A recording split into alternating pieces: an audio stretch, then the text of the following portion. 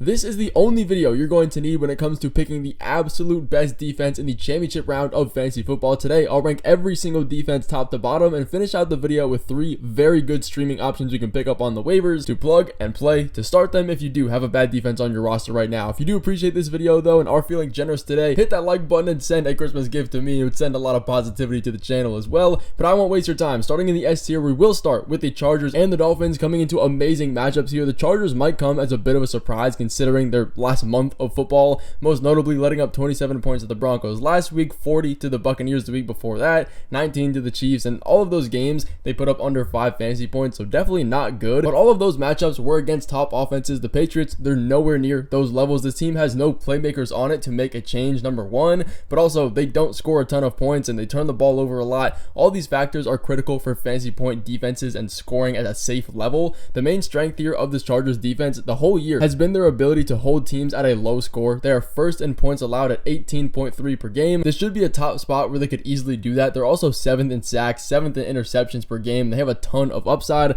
The Dolphins is another one here that might be a little bit higher than you'd expect. The defense hasn't been great. They're 23rd in interceptions forced, 26th in sacks per game, but they do hold teams to a relatively low score comparatively to the rest of their numbers. So they're at least 10th in points allowed and 8th in yards given up per game. So now they get a matchup here against the Cleveland Browns, who are starting DTR at quarterback again, which means the Browns are already the number 1 best matchup in the league despite who's at quarterback. With Jameis Winston playing the whole season, they've been number 1 and he actually can generate some offense. DTR is Jameis Winston minus the ability to actually score touchdowns. The Browns are projected for one of the lowest point totals of the week, backing the fact that there's not much we have to worry about, and they don't have amazing playmakers. David Njoku is getting an MRI on his knee. He likely isn't going to be good to go this week. They have Jerry Jeudy, but he didn't do anything in his first start with DTR. He dropped 4 fantasy points on 2 catches, and the Dolphins do have a top 3 defense when it comes to restricting fantasy points to opposing wide receivers, so those two things do mix well in a one-dimensional offense. Jerome Ford isn't the best running back. It should be a low-scoring matchup on the Browns side with also a good amount of opportunities for interceptions. DTR has thrown 3 in his 2 starts here, but dropping it down to the A tier,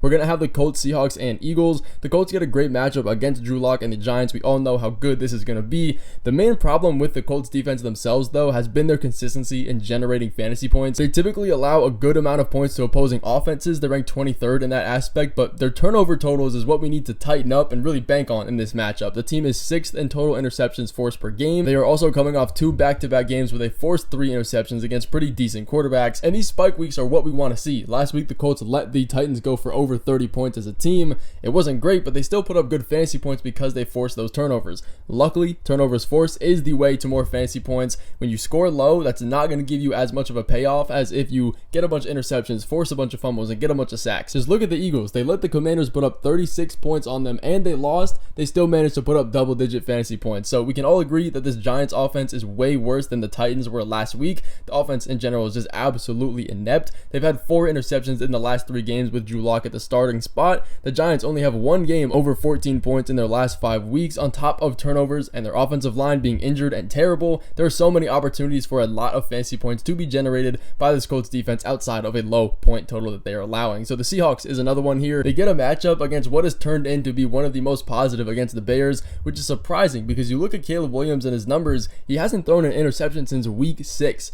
I didn't believe it when I was looking at the stats, but apparently it's true. But what we can rely on for this defense is to hold them to a low point total. I fully expect the Seahawks to put up 4, put up 5 sacks, generate fantasy points that way. And despite the Bears being top 10 in passing attempts, they haven't had more than 5 games out of their total 15 over 20 points as a team scored. So you also have to realize that most of their points are coming after defenses have already kind of given up in the second half of games when they're already up by 2 touchdowns. Holding the Bears to another low total and getting a good amount of sacks is just the baseline of what we can expect for the Seahawks defense. Any interceptions on top of that is extra fantasy points for us. The Eagles, though, as well in the A tier for the simple fact that they force a lot of turnovers. Despite last week, again, the Commanders put up 36 points. They still put up 10 fantasy points, but they are 9th in sacks. They are 5th in points allowed and allow the number 1 fewest yards per game.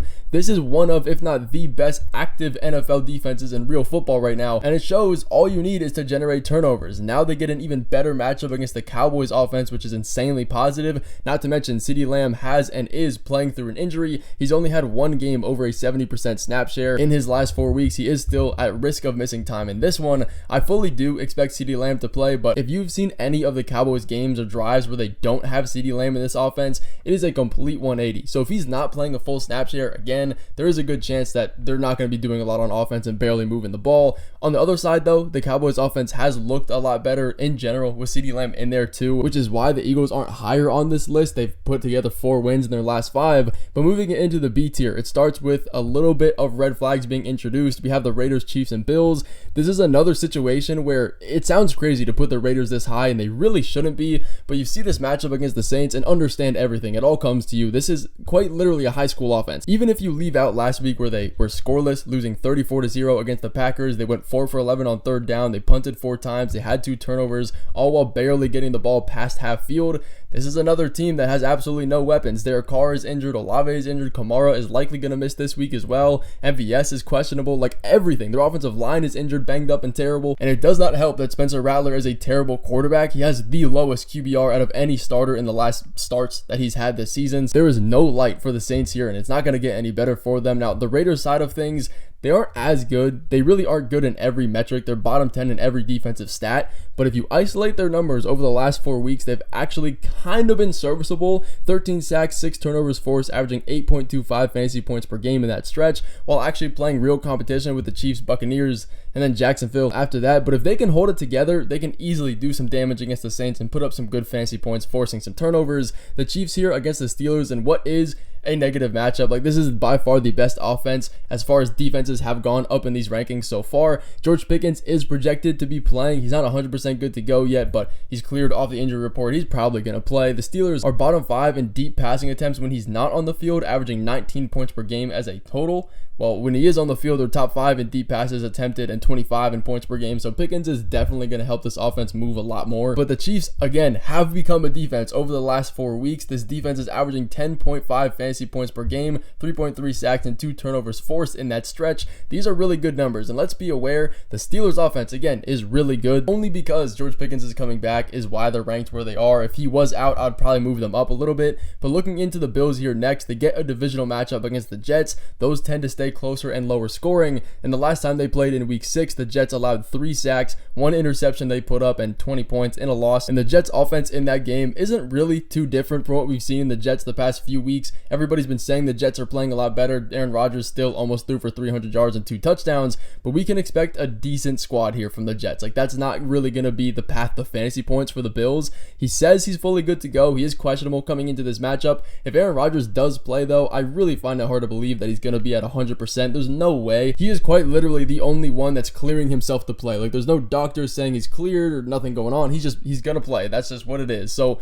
luckily the Bills pass defense is better than their run defense. It's one of the better in the league at that fact. So that is going to be needed against the Jets weapons in Devontae Adams and Garrett Wilson. The Bills are still fighting for that number 1 spot in the playoffs and to get that bye week. So there is something to play for and playoff implications on the line. But dropping it down to the C tier, we're going to be getting a bit more risky with the Saints, Ravens, Packers, and Buccaneers. The Saints, it seems insane, but again, they get a matchup against the Raiders. This is not a good offense either. This game as a collective has one of the lowest projected point totals of the week, so we don't have to worry about big plays ruining our fantasy point totals.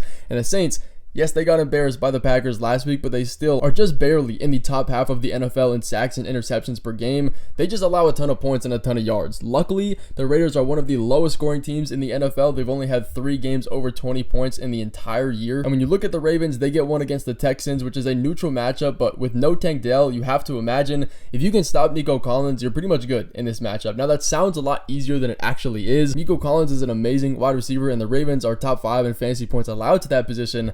Luckily, they have one of the best run defenses in the NFL, so if they can bottle up Joe Mixon and take away that play-action pass game, they should be okay and be able to force CJ Stroud in this offense into making decisions they don't want to do and play at a pace that's not really theirs. We tend to see that more often with defensive head coaches than we do offensive head coaches. That's just another tip to add in there. But the Ravens on their own is a fine defense. They dropped 16 points against the Steelers last week, averaging 3 sacks per game since their week 14 bye. It's just the secondary that we could be having to worry about. Next up here, the Packers, they get get a really tough matchup against the Vikings. Another one here where we're not going to be relying on a low scoring matchup. It could be giving us some red flags. But if we're being honest, this Packers defense has been absolutely amazing. It's exactly why I've been pushing to stash them for so long. They're 4th in interceptions on the year, 6th in sacks, 6th in points allowed, 7th in yards allowed. Like everything, their entire defense is good. They have a defensive head coach. They have playmakers and actual talented guys. Just take a look at last week. You can see everything you need to know after that disgusting win over the Saints. But we do have to deal with the complete opposite here against the Vikings. They're 13-2, one of the best teams and the best offenses in the NFL. Luckily, the Packers are the 2nd best team in the NFL in restricting quarterback fantasy points per game. They're also allowing the 3rd least amount of wide receiver points per game. So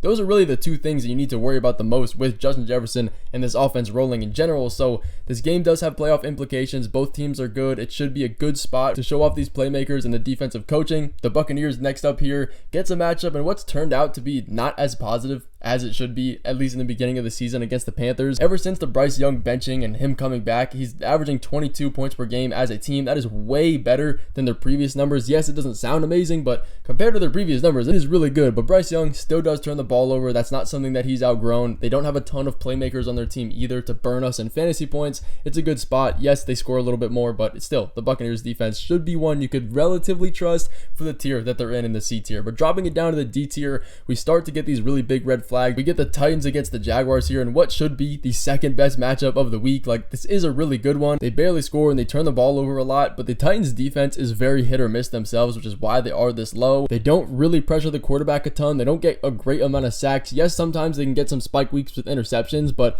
it is what it is with this Jaguars team. They don't generate a ton of offense themselves. But then we have the Lions against the 49ers here in a bad matchup, all things considered. The defense isn't bad though. Christian McCaffrey or even Jordan Mason being out really does hurt this 49ers offense a ton. They can't get the run game going as much. You could probably expect that the pass game is going to be struggling a little bit more. We saw that last week with Patrick Taylor. The Lions defense in the run game is a lot better than their defense in the pass. So those two things don't necessarily meet as far as weaknesses and strengths go, but still the Lions score a lot. It'll probably make the 49ers have to pass a lot more and make some mistakes. I'll follow it up here with the Vikings though. This defense is again one of the best in the NFL, but they get a very scary matchup against the Packers. But then I'll take the Bears defense to finish out this tier. Kind of asleep right now. The defense, it doesn't really look good. They allow a ton of points, especially yards, but they do get the Seahawks, which has surprisingly been one of the more positive matchups for defenses this year. They're a good offense, but they're not immune to turnovers. They're averaging about 1 interception a game. And then we have the F tier defenses, guys you don't really want to be starting, but they're here. If you need them, I guess go ahead and do it. We're starting with the Rams, Steelers, Commanders, and Cowboys. But for my top 3 defensive streamers for the Fantasy Football Championship, my first is going to be the Eagles. Somehow they're still out there in a decent amount of leagues. I don't really understand it, probably because teams are giving up or just they didn't want to start them against the Commanders, but they get the Cowboys this week. It should be a positive one. Despite how many points Cooper Rush and or CeeDee Lamb puts up, they're still top 5 in the NFL in generating turnovers. The Saints are another streaming option. Yes, it's a terrible defense, a terrible offense too, but the Raiders are even worse. So it is what it is. There's not that many good streaming options left because everybody has been preparing for the playoffs. If you can't get them, the Buccaneers is another decent one against the Carolina Panthers. You saw them in the rankings. They're here if you need them. But that is going to finish off this video. Thank you guys so much for watching. I wish you all luck in the Fantasy Football Championship. All glory to the man above.